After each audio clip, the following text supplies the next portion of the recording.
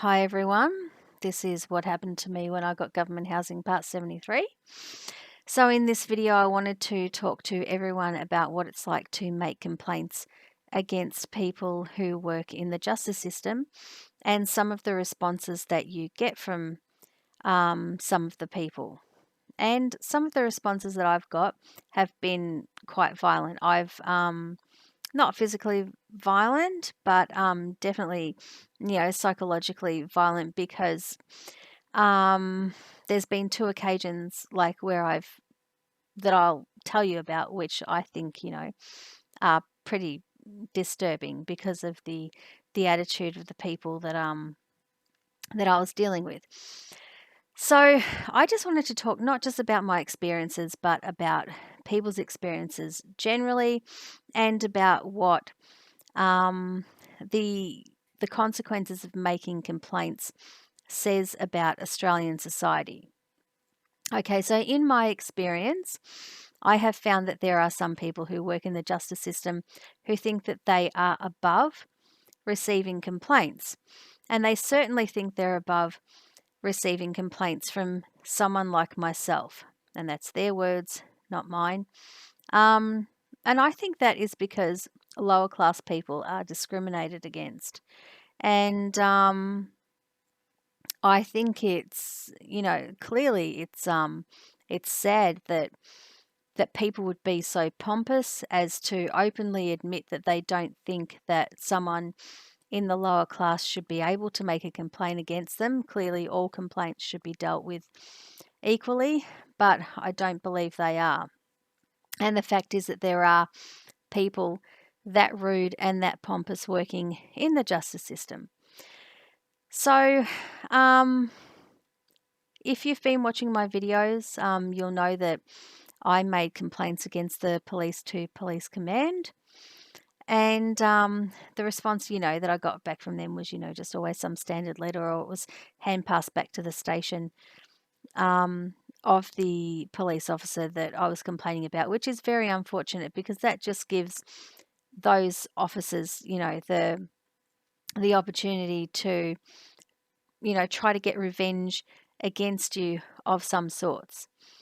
Some people have told me, like, people tell me their experiences. And once again, I don't just want to talk about myself, and I'm not going to name names when I'm talking about other people, but, I think that when I tell you this, some people might find it familiar because it is a familiar story. Some people have told me that they have made complaints against the police, and there was one person who told me one story in particular that they had made a complaint against the police, and I don't know where they were. I think it was in the city or something like that, and they ended up getting bashed, which I think was bashed by more than one person. They rang Triple O and the police refused to attend, and their belief was that that was revenge for them making a complaint. In my case, I just wanted to tell you about one incident that I had when I was living in the Flemington area. This is not related to the case regarding the respondent, but this is separate, dealing with the police back then before I moved. And so I had made a complaint against at least one police officer at Flemington Police Station. And one day I was walking with my daughter, and that means pushing her in a pram because she was very young back then.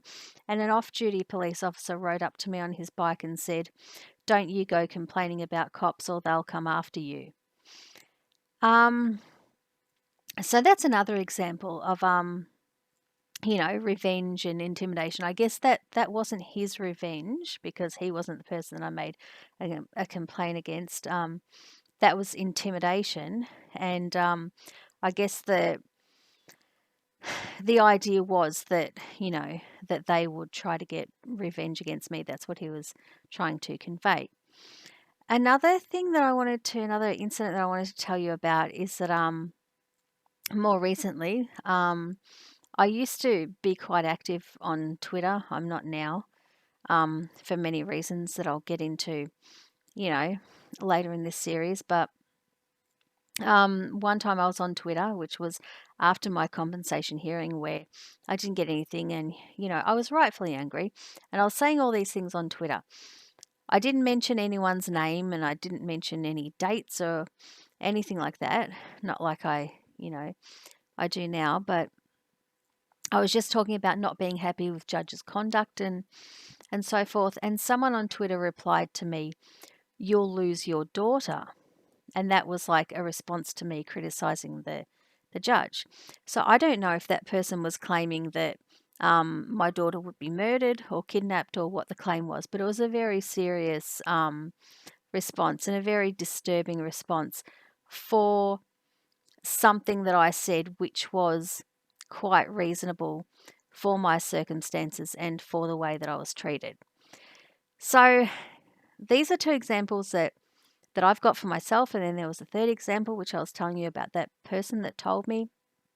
And I wanted to say that I think it's very unfortunate that in Australian society, we seem to be in a situation where some people see themselves as being above, you know, receiving complaints.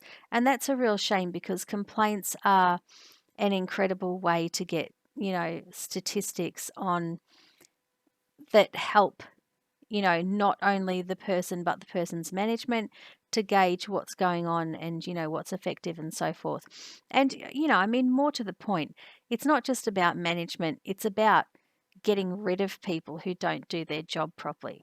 Because if if you look at it from my perspective, if someone had have complained about the judge who heard my compensation hearing before he got to me, maybe he wouldn't have been hearing my case because he would have been known to be, particularly insensitive or, incompetent or whatever. So complaints are not just about the person who's being complained about, they're also about the people who need to use those services, because I'm not making, remarks about people that are personal. I'm making remarks about people's professional conduct. And I think that that gets lost a lot, when you're dealing with people in the justice system for some reason. So, so we all know, when you work in all sorts of different professions that people will complain about you or give you compliments, complaints, feedback, or anything. People who work in call centers are subject to statistical data, all the time. But I think it's an important point to raise that it seems to be very difficult for some people to make complaints. It's intimidating for some people to make complaints. And then if you do actually successfully make a complaint, you may be met with violence or intimidation and revenge, and that's very strange. I mean, I sometimes ask myself, is there, just a particular type of vindictive person who are working in the justice system, or, is it that they don't deal with criticism, and because it's so few and far between, maybe they overreact. So I would say that the best remedy for that is to normalize making complaints. And it's not the complainant's responsibility to cushion the blow for these people or to help them to understand. They need to work through what they did wrong themselves. That's part of being a professional. And the manager's job is to work out whether or not that person can be retrained or whether they can improve their performance. It's not my problem, and it's not your problem, and it's never the complainant's problem. So regarding normalizing complaints, I mean, is this something that needs to start in university? I mean, do people who are going through the justice system need a module, regarding dealing with complaints and and feedback, I don't know. But all I know is that it is completely unacceptable for someone like myself to be subject to threats or to have people come up to me saying, we're going to destroy you, don't complain about the police because they'll come after you, blah, blah, blah. It's just absurd. It's ridiculous and it's absurd just because I made a complaint. I mean, maybe, by some stretch of the imagination, if someone had killed someone, you might be met with that sort of threat and response. But I certainly haven't, and I don't appreciate being spoken to like that because I dared to think that I had just as much right to make a complaint as everyone else did. It seems to me that it's very classist and it's very snobby. And I would like people to talk about it and to think about it and to think about how safe they feel in making complaints against police, social workers, nurses, doctors, judges, lawyers, and so forth. I don't think it helps anyone if people feel intimidated or scared to make those complaints because the justice system, I believe, only works, if it works well and if it works correctly. The other thing is that, like, when you're working, like me, for example, you might not realize that you're doing something wrong until people tell you, you know, um, or, until you take a break, or until people tell you and then you take a break and then you realize and then you come back. But as I said before, it's not my job to work out the management of these people, but I think it is my job and my responsibility to tell the truth about what happened to me. And definitely what happened to me is that I have been threatened and I have been pushed into a corner, and I feel like I have to fight my way out by telling the truth. So on the 11th of the 8th, 2017, I got up in the morning and I looked at the rubbish in my side yard and I didn't know what to do about it. And I went out briefly, and when I got home, I saw that there was a note on my door from the police saying collect paperwork. So I walked down to Northcote Police Station and the officer at reception served a personal safety order on me. And it was the personal safety order that the respondent had taken out against me, even though I wasn't endangering his safety, and I didn't believe that he proved any reason to have that order against me when I was up against him in court. Then I walked home, and when I got back to the block, the respondent was standing on the balcony looking down on me. But I didn't take a photo of him because I didn't have an order against him, and I didn't know what to do about recording incidents from then on. The respondent was still parking his taco bus across where I needed to walk to get into my unit, and I took this photo on the 12th of the 8th, 2017, because I knew I intended to have my case heard by the compensation court, and I wanted evidence of what was happening at the block and what I was going through. Then on the 17th of the 8th, 2017, I decided to make a complaint against the Judicial Registrar who heard my application for a personal safety order against a respondent, not just because she refused to grant me an order, despite the evidence that I provided, but because of her attitude and behaviour towards me, which I found offensive and I thought was unprofessional.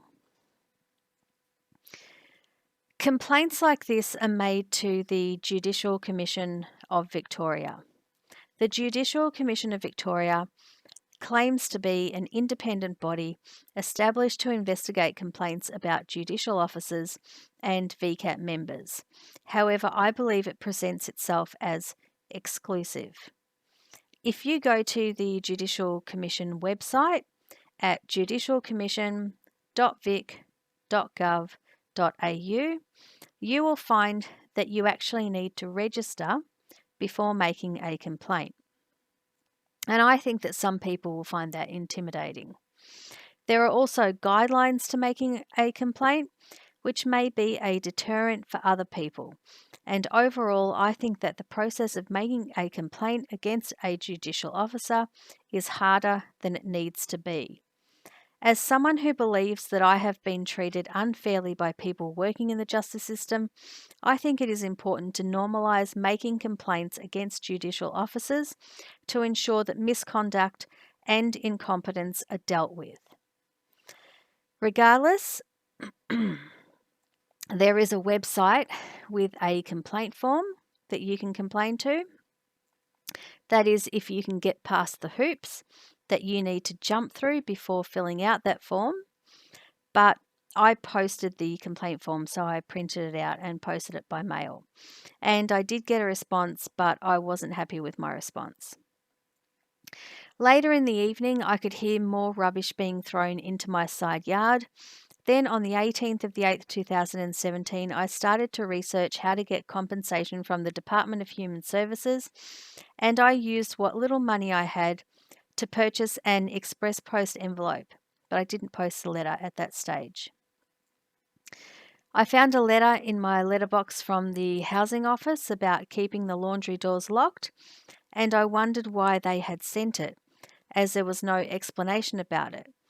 But you can see that they said that they were changing the locks, and they wanted the laundry door locked, but I wasn't using it anymore, so I really didn't care, especially when the letter was so random and I was expected to comply with their requests, but they refused to help me. Then on the 20th of the 8th, 2017, I sent the form that I had filled out for compensation to the Department of Human Services. And I was applying for compensation because of the losses that I suffered while living in government housing, and because I believed that those losses occurred because the department failed to protect me from the respondent. I sent this application via express post, and the receipt number was 60435959178098. The respondent spent virtually the whole night hammering on my ceiling, and I got no sleep at all. But I was continuing to fight to save myself from the situation that I was in, and it looked like there were places that could help me, and government departments that could help me, and schemes set up to compensate me, but every single one of these places refused. I didn't know what to do, but I knew that I deserved compensation for what happened to me, so I just kept trying.